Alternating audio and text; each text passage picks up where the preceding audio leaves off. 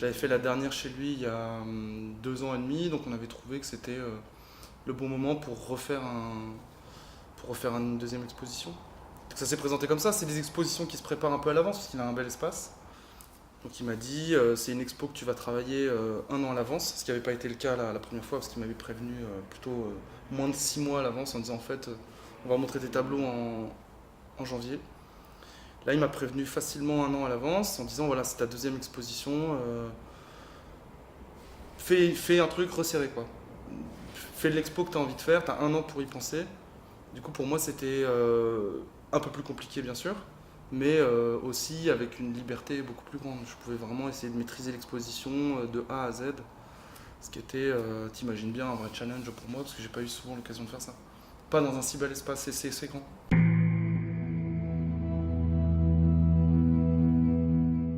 En fait, j'ai une façon un peu parcellaire de faire des tableaux. Ils sont parfois et souvent même assez différents les uns des autres, mais ils sont tous faits en même temps. Je ne travaille pas pendant 6 mois sur des motifs de tapis, puis ensuite 6 mois sur des toiles figuratives. Je ne fais pas comme ça. Je travaille les toiles de façon concomitante, les unes après les autres, les unes pendant les autres. J'ai des temps de séchage qui sont assez longs, ça me permet d'avoir des toiles en jachère, en travailler d'autres, nanana. Même si je me concentre de plus en plus sur presque une toile à la fois. Et là, c'était l'idée d'avoir un corpus de toiles dont je savais à l'avance qu'ils seraient présentés ensemble et qui feraient corps ensemble. Ça m'a permis de réfléchir à ma peinture de façon plus générale, presque être multiple, quoi, m'extraire de moi-même, les penser de loin et tout en les regardant de loin, être la même personne qui travaille à l'atelier, le nez dans chaque toile. Donc voilà, l'idée c'est qu'elles aient une indépendance chacune, mais qu'en plus elles fonctionnent entre elles. Il fallait qu'il y ait une espèce de propos, si je puis dire.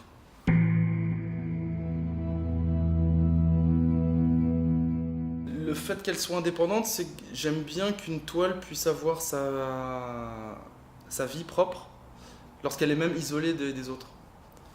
Particulièrement quand c'est une exposition, encore une fois, tout est un peu resserré, c'est un truc, c'est une expo, c'est des toiles présentées à un moment donné, tout en même temps. Mais ça ne me plairait qu'à moitié, en fait même ça ne me satisferait pas du tout si chaque toile ne fonctionnait que parce qu'elles sont montrées avec les autres. Il faut vraiment que chaque toile ait un intérêt propre, qui soit purement pictural, qui soit en termes de... C'est des trucs de peinture, hein, c'est composition, couleur, format, des choses assez basiques, on revient toujours un peu sur ces trucs-là en peinture. Il faut que chaque toile me plaise. Et si ensuite elles fonctionnent toutes ensemble, bah le pari est réussi.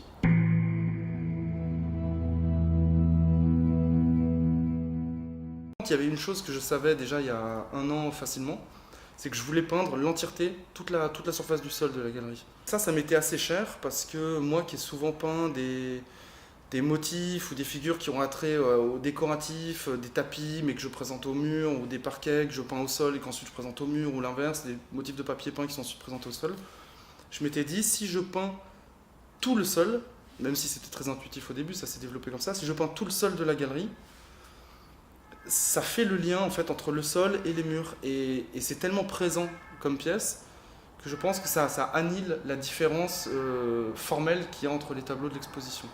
Donc il peut y avoir un tableau très figuratif qui représente une peinture du 18e et à côté un tableau qui s'apparente plutôt à des motifs, enfin quelque chose de très abstrait, même si c'est toujours quand même référencé à une certaine histoire de la peinture. Mais tout ça est lié par ce sol. Ça crée vraiment un lien. Un peu comme quand on est chez un collectionneur, quand on est chez quelqu'un, donc quand on habite un endroit, parce que là on a vraiment l'impression d'habiter un endroit, on marche vraiment sur la peinture. Chez un collectionneur, il peut y avoir une pièce d'art ancien, une stèle antique, et puis un tableau d'art moderne et une petite pièce d'art contemporain. Parce qu'on est chez quelqu'un qui a choisi tous ces objets, délibérément, parce que c'est son goût, ça fait sens, quoi. C'est le prisme qui permet d'annihiler toutes les questions du mais pourquoi est-ce qu'il y a ça en face de ça, est-ce que ça fonctionne pas. Il y a un truc qui fonctionne d'emblée, quoi.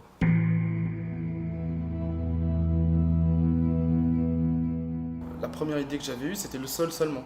Et puis cette idée de all-over sur un mur entier, parce qu'à partir du moment où une toile fait 2 mètres avec un motif répétitif, cette toile pourrait faire 4 mètres, cette toile pourrait faire 6 mètres, et puis en fait autant la faire directement sur le mur et aller bouffer jusqu'au moindre centimètre carré, jusqu'à la perpendiculaire, jusqu'à l'angle.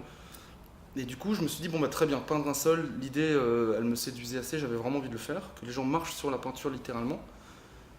Et puis, ça me suffisait pas, donc je m'étais dit, mais aussi un mur. Et la seule façon de lier sans qu'il y ait un angle, sans qu'il y ait une cassure à 90 degrés, c'était de faire une rampe en fait. Un arrondi permet de passer directement d'un axe à un autre. Une rampe ou une courbe, c'est toujours hyper séduisant pour quelqu'un qui a pratiqué des sports de glisse parce que c'est quelque chose sur lequel tu as tout de suite envie de te lancer. Mais plus qu'une rampe de skate, moi j'avais pensé à une rampe de lancement, quoi. Quelque chose qui soit plus du domaine du décollage, même pas forcément littéral, tu vois, du décollage, c'est-à-dire que tu passes du sol au mur, quoi. Une espèce de décollement, d'inversion, un truc très étrange.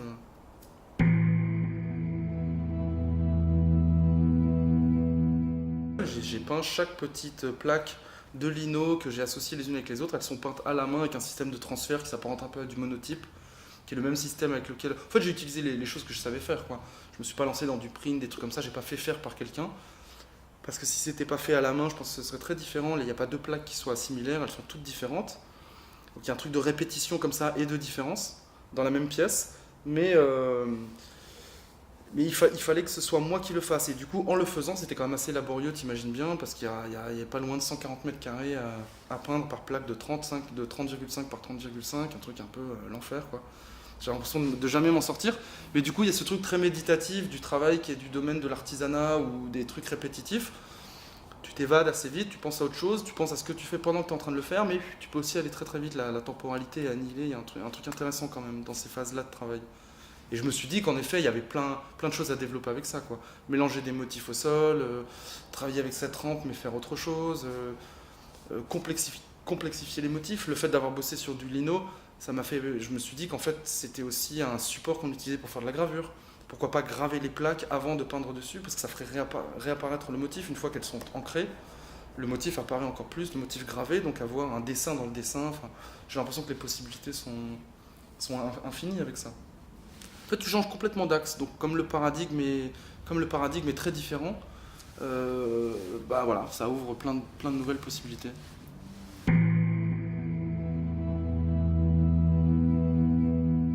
Et c'est de la sculpture. Il est sur un socle. J'étais obligé de me confronter à des problématiques de sculpteur. Et chose auxquelles, bien sûr, moi qui fais plutôt de la peinture, je ne suis pas habitué. C'est des contraintes compliquées, quoi, pour un peintre. Mais l'idée, c'était de faire encore une fois le lien entre le sol et le mur. C'est-à-dire que j'ai utilisé, pour donner corps, je voulais faire un corps de peinture. Formellement, ça a une espèce de pesanteur, un truc, tu sais, dans les déménagements, c'est toujours ce qui est le plus chiant à déplacer. Ça pèse presque le poids d'un cadavre. Il y a tous ces films où on roule dans un matelas un corps pour le déplacer. Quand on dort, on meurt un peu. Enfin, il y a un truc comme ça qui me plaisait assez. Quand tu travailles sur un matelas, tu as vraiment l'impression de travailler sur un corps. Donc j'ai commandé une mousse plus épaisse qu'un matelas ordinaire parce qu'elle fait plutôt 25 cm d'épaisseur, elle est assez balèze. Je l'ai peinte comme je peins un tableau, je l'ai enduite un peu plus parce que ça absorbe plus qu'une toile. Mais je l'ai travaillé exactement comme un tableau avec un motif sériel d'après un assez beau motif début du 20e, William Morris. Donc un motif occidental pour le coup qui n'a rien à voir avec un motif égyptien, bien que ce soit une momie et que ça y fasse penser plutôt à ça. Et ensuite, je l'ai cerclé et je lui ai donné une forme de corps. Mais cette histoire de 3D en peinture, moi, elle m'a toujours été. Je me la suis toujours posée parce que je peins très peu de corps. J'en peins pas en fait en réalité, quasiment jamais. Parce que j'ai l'impression déjà de travailler sur un corps. Je vais faire des châssis qui sont un peu plus épais. Le fait de me déplacer et d'être toujours en train de tourner, j'ai l'impression sans arrêt de travailler avec un objet en 3D en fait. Un tableau c'est plat, mais j'ai toujours considéré ça comme un objet, quoi, le tableau. Quand je le travaille à l'atelier, c'est posé au sol sur des tasseaux. Je suis toujours en train de danser à 5-6 mètres carrés autour parce que je travaille sur une table. Ensuite, j'imprime ce que j'ai peint sur la table, je le transfère à la surface du tableau. Donc je viens me frotter comme ça à la surface du tableau, puis je recule, je déplace le tableau, je le mets au sol. J'appréhende sans arrêt le corps tableau, tu vois. Je suis sans arrêt en train de l'expérimenter, quoi. Et du coup, de passer du mur au sol en faisant un corps de peinture qui a vraiment une forme de corps humain, fait 2 mètres sur 60 cm de large, c'était pour transformer l'essai, toi, sur ce truc-là.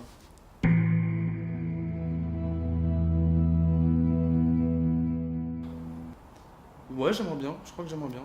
J'avais dans l'idée d'en faire plusieurs. Moi, j'ai l'impression que ça fonctionne toujours quand on a 3. Je sais pas pourquoi, à partir de 3, c'est multiple. Enfin, tu vois, t'évites le truc de dualité, il y en a juste 2, tu vois, binaires.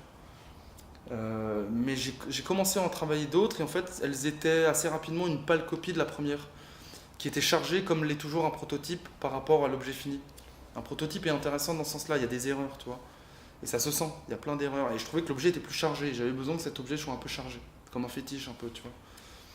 Si c'était simplement 3 trucs bien faits, parce que j'en avais fait un premier sur lequel j'avais expérimenté toutes les erreurs, je pense que ça aurait pas marché de la même façon. Et je sais pas trop quoi penser de cette pièce, mais ça m'était vraiment cher de la montrer, je voulais vraiment la montrer. Parce que c'est de la peinture de toute façon. Il y a une histoire de cygne, le motif est peint, c'est vraiment de la peinture. On sent que la peinture a séché, elle s'est légèrement craquelée, elle a créé une peau, tu vois, une espèce de peau, un cocon. Ça ressemble d'ailleurs un peu à une espèce de cocon.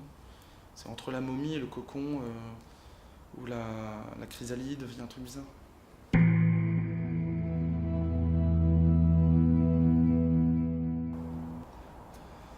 Euh, Bah, je pense qu'il y a toujours un truc intermédiaire dans la peinture. Et il y a ça dans les momies, c'est un truc intermédiaire. On met des morts dedans. Le sarcophage, c'est un bateau. L'idée, c'est de. Il y a cette histoire de rampe, hein. C'est de décollage. Ensuite, le corps remonte le Nil, et puis le dieu Ra, et puis puis c'est parti, quoi. Il y a un truc intermédiaire, ça me plaît assez. Dans la courbe, c'est pareil, il y a un truc intermédiaire. Tu vois très bien quand tu es sur le mur, tu vois très bien quand tu es sur le sol. Il y a cet espace indéfini qui est très étrange, qui est sur le milieu, quoi. Les, les adultes qui sont venus voir l'exposition n'osaient pas monter sur la rampe. Les enfants l'ont fait volontiers. Et c'était très drôle quand tu prends une photo d'un enfant au milieu de la rampe, donc qui monte juste assez haut pour pas glisser, il peut encore tenir. Et les photos sont très étranges parce que tu n'arrives pas à savoir où ils sont en fait. Tu vois avec la lumière, l'ombre portée, qu'il y a une espèce d'arrondi dont tu n'arrives pas à savoir s'il est concave ou convexe. D'ailleurs, c'est assez étrange. Il n'y a pas de lieu. C'est ça qui me plaît assez. Et la peinture, c'est un endroit de non-lieu. Il y a toujours ça un peu. Ça se référence sans arrêt à un truc mort. C'est chargé des artistes morts dont les peintres se sont inspirés. Mais ça doit être un truc du futur. Ça doit être une création de signes qui sont quand même intelligibles dans un futur proche et dans un futur très, très lointain.